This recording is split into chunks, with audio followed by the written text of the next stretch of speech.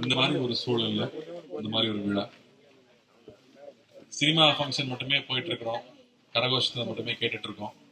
அந்த வகையில சினிமாவில் இருக்கிற நாங்கள் வந்து ஆசீர்வதிக்கப்பட்டதாகவே நான் உணர்றேன். ஆனா சினிமா தாண்டி நமக்கு என்ன தெரியும், சினிமா தாண்டி எதை பத்தி நம்ம பேச முடியும்? நமக்கு ஏதாவது ஒண்ணு நெருக்கமா இருக்கணும், தொழில் தாண்டி ஏதோ ஒண்ணு நெருக்கமா இருக்கணும். அப்படிங்கும்போது கடைக்குட்டி சிங்கம்ங்கிற ஒரு படம் நடிச்சேன். ஒரு விவசாயியா நடிக்கணும்னு ஆசைப்பட்டேன். அந்த மாதிரி ஒரு கதையும் வந்துச்சு, நடிச்சேன். அந்த படம் பெரிய வெற்றி பெற்றுச்சு. அதுக்கப்புறமா எல்லாருமே கேட்டுக்கிட்டது, விவசாயம் பத்தி இங்க பேசுறதுக்கு ஆள் இல்லை, நீங்க அந்த பொறுப்பெடுத்து நீங்க பேசணும் அப்படின்னு சொன்னாங்க. அப்படிதான் உழவன் ஃபவுண்டேஷனுங்கிற அந்த அமைப்பை ஆரம்பிச்சோம். அது ஆரம்பிச்சு ஒரு 6-7 வருஷம் ஆக போகுது.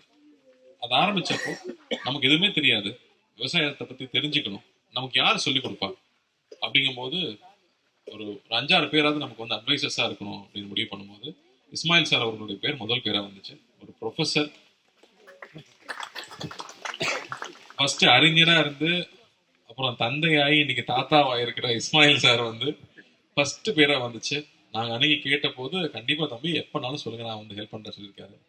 அது மாதிரி இந்த 6 வருஷத்துல நாங்க எப்போ எந்த தருணத்துல எந்த நேரத்துல கேட்டாலும் எதுவுமே எதிர்பார்க்காம முதல் ஆளா வந்து நிக்கிறது வந்து ப்ரொஃபஸர் அவர்கள்.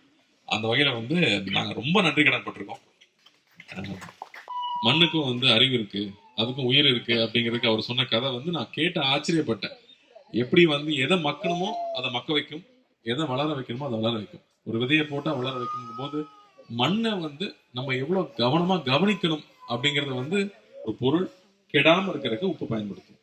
ஒரு உப்பு கருவாடை போட்டு வச்சா அது அப்படியே இருக்கும், கெடாம இருக்கும். அப்படித்தான் மண்ணிலேயே நீங்க உப்பு போட்டு வச்சீங்கன்னா எதுவுமே மக்காது, அப்படியே இருக்கும், அதுக்கு உயிர் எழுந்து போயிடும். அப்படிங்கறத அவரு அவ்வளவு சிம்பிளா சொல்லி கொடுப்பாரு. நீங்க ஃபோர்ட்டிஃபைடா எனக்கு புரியல, இல்ல ஃபோர்ட்டிஃபைட் பத்தி நான் நீங்க பேசுறேன் அப்படின்னு சொல்லிட்டு ஒரு நிகழ்ச்சியில அவங்க சொல்றாங்க.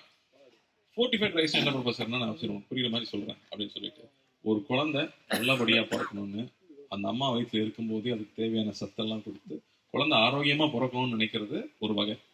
குழந்தை குறையா பிறந்துருச்சுன்னு பிறந்ததுக்கு அப்புறமா அதுக்கு தேவையான ஊட்டச்சத்து ஊசி கீசி போடுறது 2வது வகை. இந்த ஃபோர்ட்டிஃபைட் ரைஸுங்கிறது 2வது வகை. அப்படி இல்லாமல் ஏன் சரியா வந்து இங்க விளைய மாட்டேங்குது பயிருன்னா, அது மண்ணு சரியில்லைன்னா மண்ணுக்கு தேவையான விஷயங்களை பண்ணணும் அப்படின்னு ஒரு புரிய வச்சார். ஸோ ஃபோர்ட்டிஃபைட் ரைஸ் தான் என்ன, அது வந்து நல்லதா கெட்டதா அப்படிங்கிறத அவ்வளோ ஈஸியா அவரால் புரிய வைக்க முடியும். ஸோ எவ்வளோ காம்ப்ளிகேட்டட் கான்செப்டையும் எளியா கொண்டு வந்து கொடுக்கறதா வந்து ஒரு நல்ல ப்ரொஃபஸருடைய ஒரு அடையாளம்னு சொல்லுவாங்க. அந்த வகையில எல்லா ஒரு ஒரு ஆசிரியருக்கான ஒரு எல்லா குணநலங்களும் உள்ள ஒரு அருமையான ப்ரொஃபஸர். பார்க்கும் போதெல்லாம் வந்து நமக்கு வந்து எனக்கு வந்து ஒரு சித்தப்பா பார்த்த மாதிரி தான் இருக்கும். அப்படிதான் சொல்லுவாங்க எனக்கு. ஸோ அந்த உரிமை எனக்கு நான் எடுத்துக்கிறேன். ஸோ அந்த உரிமை இருக்கும்போது நான் இங்க வந்து நிற்கிறதும் எனக்கு ரொம்ப ரொம்ப திருப்தியா இருக்கு, சந்தோஷமா இருக்கு இந்த வேலை கலந்துக்கிறது. எனக்கு நடிகன் அப்பாற்பட்டு இன்னைக்கு வந்து ஐயா வந்து ஒரு பெரிய வார்த்தையெல்லாம் சொன்னாங்க, விவசாய தோழன்னு சொன்னாங்க. அது ரொம்ப ரொம்ப பெரிய ஒரு அங்கீகாரமா நான் நினைக்கிறேன். ஏன்னா நாங்க ஒரு ஜென்ரேஷன் தான் இப்ப சினிமாக்கு வந்தவங்க. நான் நடிகன் நினைச்சுக்காரு. எங்க அப்பச்சி எல்லாம் விவசாயம் தான் பண்ணிட்டு இருக்காங்க, எங்க மாமனார் விவசாயம் தான் பண்ணிட்டு இருக்காரு. விவசாய குடும்பத்திலிருந்து வந்ததுனாலதான் என்னமோ அது ரத்தத்திலேயே இருக்குன்னு நினைக்கிறேன். அந்த பாசமும் இங்க வந்தாலே ஒரு எமோஷனல் ஆயிடும். நான் இதே இடத்துக்கு ஒரு 7 வருஷத்துக்கு முன்னாடி வந்திருக்கேன்.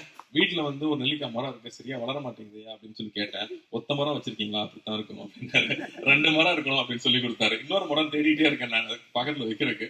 அது வந்த உடனே இல்ல நீங்க வந்து பஞ்சகாவியம் போட்டு பாருங்க அப்படின்னு சொல்லிட்டு ஒரு பாட்டில், பெரிய பாட்டில் ஊத்தி கொடுத்தாரு. காசு கொடுத்தாங்க, போப்பா அப்படின்ட்டு. ஸோ அதை எடுத்துட்டு போய் நான் வீட்டுல பயன்படுத்தியிருக்கேன். இப்போ திரும்ப இங்க வந்திருக்கேன். நான் பார்த்த மரங்கள்லாம் இன்னும் பெருசா இருக்குன்னு பாக்குறப்போ இன்னும் ரொம்ப ரொம்ப சந்தோஷமா இருக்கு.